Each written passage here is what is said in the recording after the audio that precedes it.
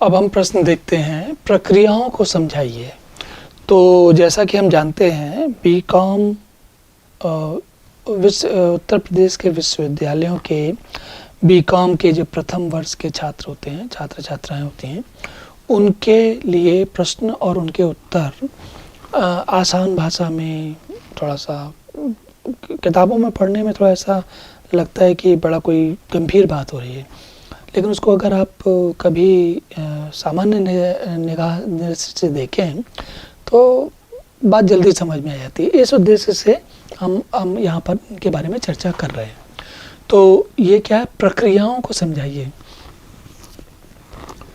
आजकल इन शब्द का प्रयोग बहुत ज़्यादा नहीं होता। प्रोसीजर्स, ये थोड़ा पुराने ज़माने की चीज़ है। पुराने मतलब कि होगी 20-25 साल करीब पुरानी होगी, जो उस समय प्रोसीजर्स और फंक्शंस इन शब्दों का बहुत प्रयोग होता था, क्योंकि तब अधिकांशतः फोर्ट्रॉन या पास्कल या सी का ज़माना था, और उसमें प्रोसीजर्स और फंक्शंस का, प्रोसीजर्स मतलब मेथड्स होते थे और फंक्शंस मतलब उनको किसी काम को काम करने का लिए स्पेशल जो कोड लिखा जाता था उसको फंक्शन कहते थे। तो ये दोनों चीज़ें बहुत प्रयोग होती थी। आजकल की दुनिया थोड़ी बदल गई है, लेकिन फिर भी अच्छा है, इसको हमें जानना चाहिए। और यहाँ पर एक और चीज़ है इसमें, इस प्रश्न में एक जो ज़्यादा अच्छी चीज़ जानने वाली है, क्योंकि देखिए ये क्या कह रहे हैं कि आउटपुट जो होता है प्राप्त करने निर्देशों की एक चरणबद्ध श्रृंखला होती है। मतलब कोई हमें काम करना है तो उसके लिए बताना पड़ेगा, जैसे हमने पहले भी चर्चा की कि हर एक एक चरण, एक एक काम, मतलब आप कुछ भी मान के नहीं चल सकते कि कंप्यूटर अपने आप कर लेगा। उसको हर काम को बिल्कुल साफ शब्दों में बताना होता है कि ये काम अगर ये स्थिति आए तो ऐसा करो, ठीक है, जैसी परिस्थिति हो वैसा काम करो। अब उदाहरण समझिए जरा यहाँ पर क्या होता है, क्योंकि वो निर्देश होते हैं और वो निर्देश अलग अलग कामों के लिए अलग अलग होते हैं। कैसे होते हैं, जरा उसका एक झलकी लेते हैं हम लोग।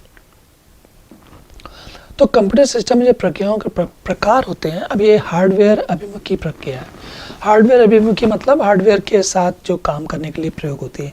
तो ज़रा उदाहरण समझिए आप। मैं आपको ये फिर से एक चित्र लेके आता हूँ। देखिए ये वाला। अब इसमें, इस चित्र में आप देखेंगे कि ये उदाहरण के लिए मान लीजिए कि इसमें हमें कोई ऐसी कॉल करनी है जो ये दिख रहा है आपको 8255 AC या 8253, ये जो दिख रहा है ना, इनसे उसका कोई प्रयोग, कोई संवेदन है, या 8237, तो ये एक DMA कंट्रोलर है, एक इंटरप्ट कंट्रोलर है, वगैरह वगैरह, ये अंदर सिस्टम के अंदर की चीज़ें हैं। तो अब ये जो हार्डवेयर से डायरेक्टली सीधा बात करती है उसको हार्डवेयर अभिमुखी प्रक्रिया कहते हैं। इसमें एक चीज़ और भी देख सकते हैं, जैसे आप ये समझिए, अगर इसी चित्र में मैं एक आपको दूसरा चित्र दिखाता हूँ। ये देखिए, ये वाला चित्र देखिए। इसमें क्या है, ये एक मल्टीफंक्शन कार्ड है, और इसमें ये पीछे जो है केबल, हार्ड डिस्क की केबल लगाने के लिए है, ये प्रिंटर की केबल लगाने के लिए, ये प्रिंटर है, ये सीरियल पोर्ट है, और ये यहाँ पर ये सामने दिख रहा है, ये जो ये दिख रहा है, ये हार्डवेयर की केबल है, सॉरी हार्ड ड्राइव की केबल है, ये फ्लॉपी ड्राइव की केबल है, वगैरह वगैरह। ऐसे ये अलग अलग चीज़ें चलती हैं सब इसमें, है ना।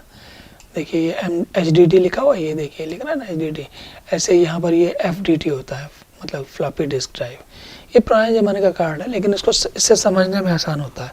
अगर आज के ज़माने का कार्ड देखेंगे तो उसमें बहुत सारी चीज़ें एक दूसरे के ऊपर चढ़ी हुई होती हैं, तो थोड़ा समझने में ठीक से समझ में नहीं आता। या फिर एक दूसरी चीज़ दिखाता हूँ आपको मैं। अब ये मान लीजिए माउस है, ये है ना। तो माउस की जो ये ट्रैक बॉल है, ये गेंद है, इसको जब आप आगे लुढ़काते हैं या पीछे लुढ़काते हैं तो माउस, ये जो तार है ना, उससे सिग्नल पहुंचता है कंप्यूटर तक, और कंप्यूटर को पता लगता है कि आप अपना माउस कर्सर को, माउस का जो कर्सर होता है उसको आगे या पीछे करना चाहते हैं, ठीक है। तो ये जो है एक विशेष किस्म का काम हुआ कि भाई ये करना है तो वो करो, वो करना है तो वो करो, मतलब कौन सा काम करो, तो हार्डवेयर के लिए कौन सा काम करो।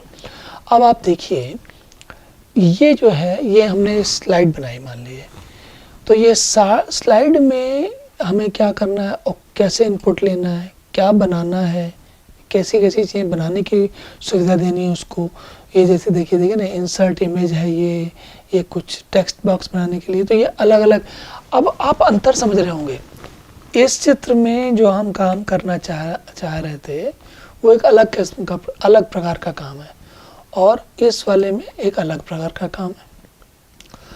तो ये जो प्रोसीजर्स की बात हो रही है, प्रक्रियाओं की बात हो रही है, यहाँ पर ये यही समझाना चाह रहे हैं हम आपको कि इस तरीके अलग अलग कामों के लिए, हार्डवेयर के कामों के लिए अलग प्रक्रियाएं होती हैं और सॉफ्टवेयर के कामों के लिए अलग प्रक्रियाएं होती हैं, ठीक है। और इसको, इनके जो निर्देशों का समीकरण होता है कि कौन से निर्देश लगेंगे, स्वाभाविक है वो भी अलग किस्म के होंगे। अब ये जो, जैसे ये, अब इसके बाद तीसरा आता है इंटरनल प्रोसीजर्स। ये जो इंटरनल प्रोसीजर्स है, ये क्या होता है, मान लीजिए अभी आपका ये कंप्यूटर चल रहा है, ना मैं एप्लीकेशन की बात कर रहा हूँ, ना मैं एक मिनट, इस कोई किसी कार्ड को कंट्रोल करने की बात, का नियंत्रण करने की बात कर रहा हूँ मैं, बल्कि ये बात कर रहा हूँ कि आपके ये सब मिलके ठीक ठाक चल रहा है कि नहीं चल रहा, उसकी बात हो रही है। कंप्यूटर के सिस्टम के अंदर का सारा काम कैसा काम हुआ, ये एरिया है ऑपरेटिंग सिस्टम वाला। तो हमने देखा सिस्टम सॉफ्टवेयर, मतलब जो सिस्टम के ड्राइवर्स वगैरह हैं, और जो हार्डवेयर वाला हुआ, और एप्लीकेशन सॉफ्टवेयर जैसे कि ये इस तरीके की चीज़ें, और आंतरिक प्रक्रिया मतलब वो चीज़ें जो कि कंप्यूटर के अंदर का सारा काम चला है, सॉफ्टवेयर हार्डवेयर दोनों के लिए, उनको बोलते हैं आंतरिक प्रक्रिया। तो ये एक वर्गीकरण है जो अभी भी लगभग लगता है, लेकिन इनको समझने का तरीका थोड़ा फ़र्क आ गया है। तो अगर आपको पूरी बात समझ में आ जाए, तो चाहे वो शब्द प्रयोग प्रोसीजर करें, या कल को कोई आपसे इस बारे में दूसरी बात पूछे, तो भी आपको प्रोसीजर की जगह कोई दूसरा शब्द का प्रयोग करें, प्रक्रिया की जगह या प्रोसीजर की जगह, तो भी आपको अगर एक बार ये पता है कि यहाँ हो क्या रहा है, इन तीनों कामों की आवश्यकताएं अलग अलग क्यों हैं, तो आपके लिए ये उत्तर का देना आसान भी होगा, और आपको उस उत्तर, प्रश्न और उत्तर दोनों का अर्थ भी समझ में आएगा। देखिए, खाली परीक्षा में उत्तर देकर अंक ले आना एक अलग बात होती है, लेकिन जो ये सीख रहे हैं, आप अपना समय तो लगा ही रहे हैं, तो ऐसा सीखें कि जो साथ चले। तो अब इसके बाद हम अगला प्रश्न देखते हैं।